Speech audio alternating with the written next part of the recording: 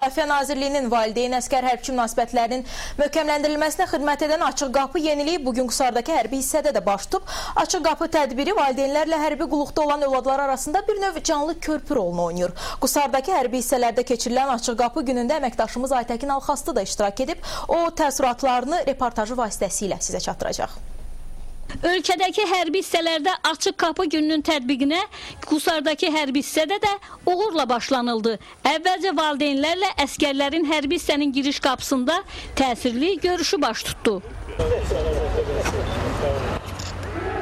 Müdafiə Nazirliyinin Qusardakı hərbi hissəsinin komandiri Xalid Məmmədov Respublikanın ayrı-ayrı bölgələrindən gəlmiş valideynləri hərbi hissi ilə ətraflı tanış etdi. Onlar əvvəlcə hərbi qurumun tibb məntəqəsinə, hamam və camaşırxanasına baş çəkdilər. Əskərlərin yataq, istirahət şəraiti də valideynlərin diqqətinə çatdırıldı.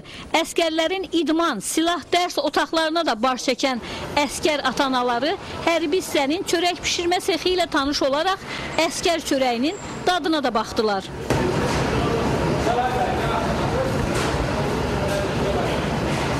Sonda əskər yeməyinin hazırlanması yerinə də baş çəkən valideynlər burada övladları ilə birgə nahar etdilər. Gəldilər bizim bu xidmət yerimizi öz gözləri ilə gördülər və çox razı qaldılar.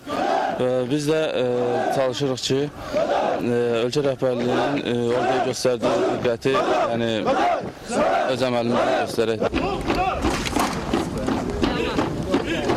Hərbi hissənin nümayəndələri də əskər valideyn münasibətlərinin sıx əlaqələr üzərində qurulmasına xidmət edən Açıq Qapı tədbirinin xüsusi əhəmiyyətinə toxundular. Valideynlər görsünlər ki, əskərlər öz övladları hansı tədbirlərlə, gündəlik fəaliyyəti ilə tanış olsunlar, onların buradakı xidmətindən agah olsunlar. Yenilikdir.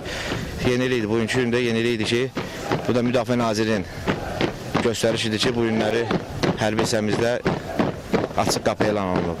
İndiyədək övladının qulluq məkanına yalnız xüsusi təyin olunmuş otağa qədər gəlib çıxan valideynlərin üzünə hərbi hissənin qapıları bundan sonra tam açılacaq.